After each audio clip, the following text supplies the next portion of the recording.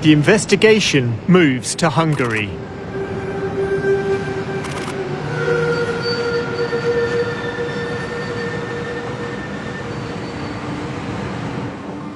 For the past 5 years, Haris Ahmed has lived a double life in the Hungarian capital.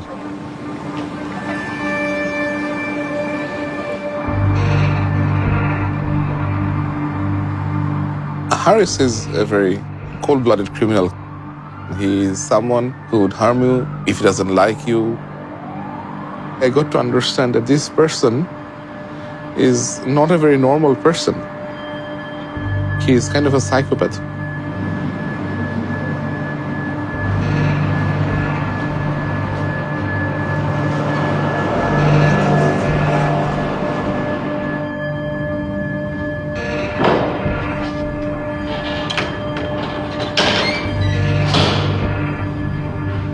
A former business associate speaks to us.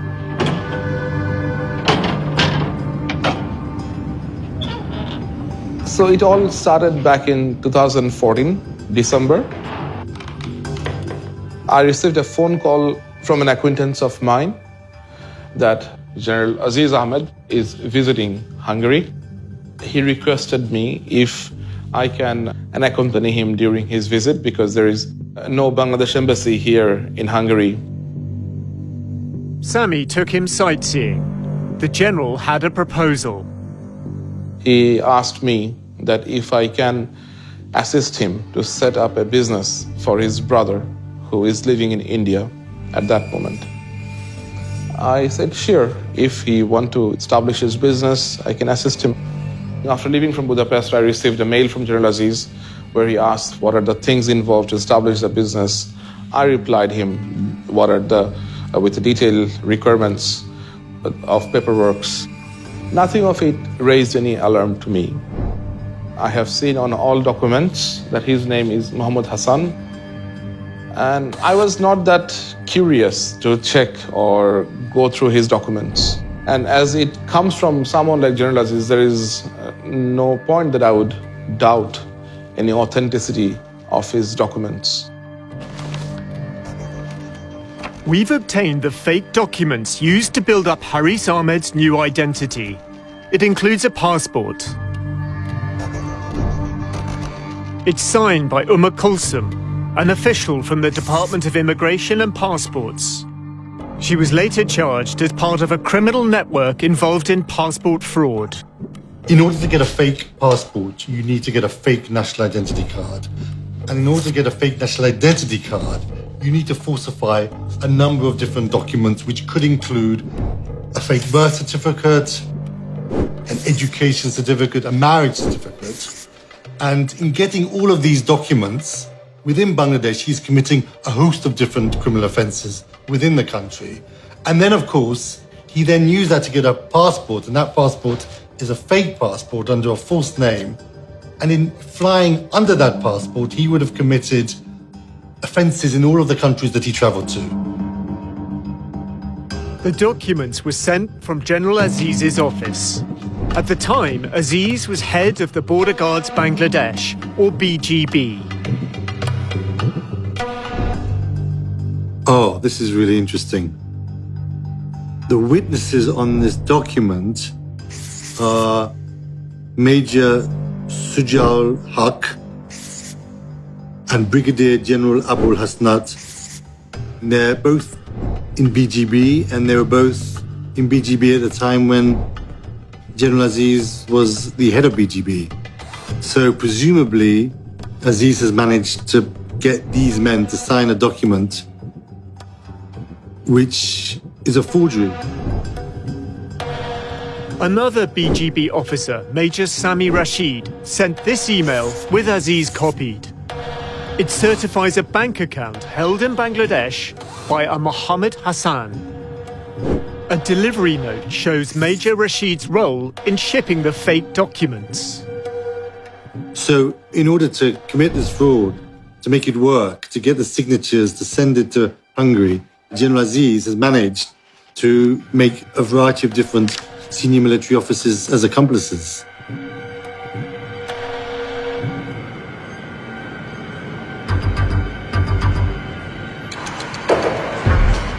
Haris Ahmed arrives in Budapest in early summer 2015. Documents obtained by the I unit chart his efforts to build a new life under the direction of his brother, General Aziz. He sets up the Bay of Bengal company. His wife, daughter and son-in-law are co-owners.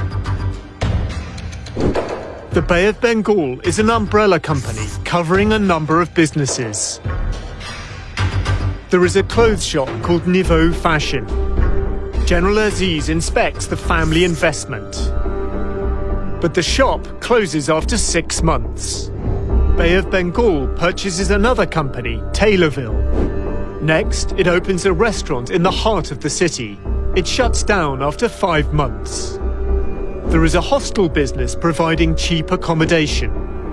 It's called Bengal Hostel and closes within a year. Graham Barrow advises banks on how to prevent money laundering. This is highly indicative of structures put together for criminal intent. You're looking for any business that generates large amounts of cash. It's like restaurants, hotels still do a lot of cash businesses, or hostels. Technically it's called commingling, which is like mingling dirty money with clean money so that you can't tell which is which. Haris doesn't seem to care about his businesses. The Bay of Bengal reports a string of losses, losing thousands of dollars in various failed ventures. He would go out, drink at bars. If he would meet some woman, he would bring them to the hostel and they would party. He really doesn't match a businessman's profile to me.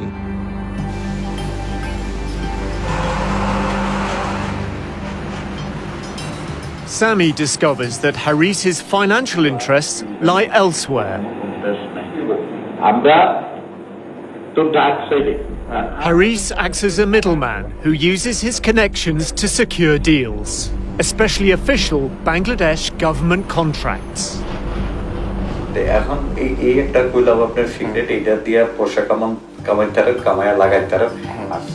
Haris wants Sami to help with a contract to supply Hungarian-made bullets to the Bangladesh army.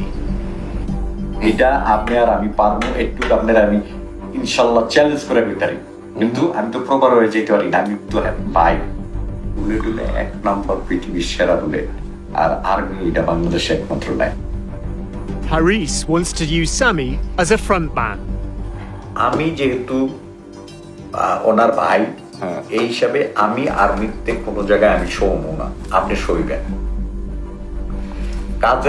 কাজের দরকার, আমাকে পয়সার দরকার, আমার show দরকার কি? আমি ওইখানে আপনার লগে যে বইয়া থাকবো, আমি কে পরিচয় দিবেন না, দেখেন নাকি আমি পয়সা দিই আপনারা, আমরা খাইবেন আমি খাবো, এটা তো আর অটোমেটিক, এখানে তো আর অন্য কিছু না, এখানে ডাইরেক্ট চলে যাবো পয়সা। Haris finds out that a deal for military supplies to Bangladesh is taking place without his knowledge. He plans to stop it. যে এরকম আমি যদি আটকায় না দিতে পারছি, আটকায় আপনার কাছে যদি না এসে দৌড়ে ওকে, তাহলে আমার নাম হারিস না। ওকে, আর্মিতে কথা বলতে না কটা বাজে বাংলাদেশে? বাংলাদেশ এখন বাজে 7টা-8টা মতো বাজে। He would start making phone calls to Bangladesh, to different individuals. He will bully them in very nasty way. He will abuse those people whom he is calling. Haris is calling a senior officer in the DGFI, Bangladesh's military intelligence.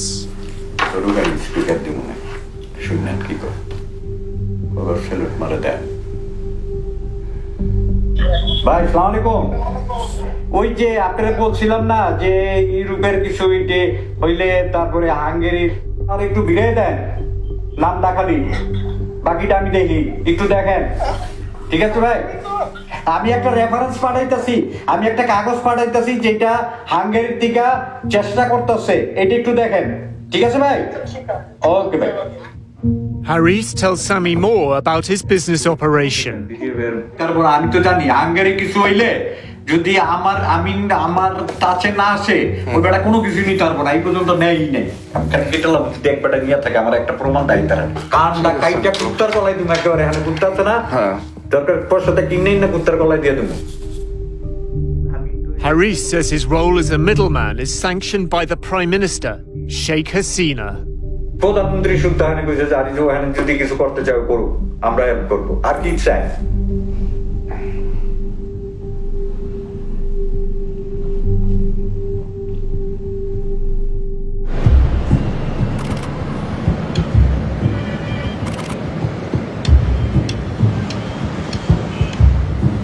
The destiny of the Ahmed clan has long been entwined with the story of Prime Minister Sheikh Hasina. She is the eldest daughter of Sheikh Mujibur Rahman, who founded Bangladesh as an independent nation in 1971. The country faces the aftermath of war. There is poverty and starvation. Law and order break down. As the crisis escalates, Sheikh Mujib abolishes opposition parties. The army stages a coup. Hasina and her sister are in Europe. The ambassador from Germany, he called. So he told me that there was a coup in Bangladesh. The moment I heard it, my feeling was that then nobody is there.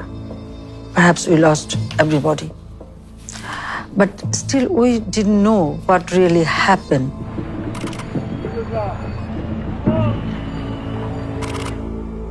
Army officers enter Sheikh Mujib's home. He is murdered along with 13 family members, including his 10-year-old son.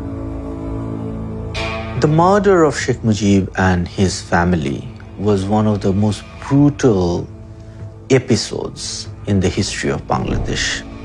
The murderers even did not spare his little son. A large part of Sheikh Hasina's politics is shaped by her quest for justice, by her mission to avenge the killings.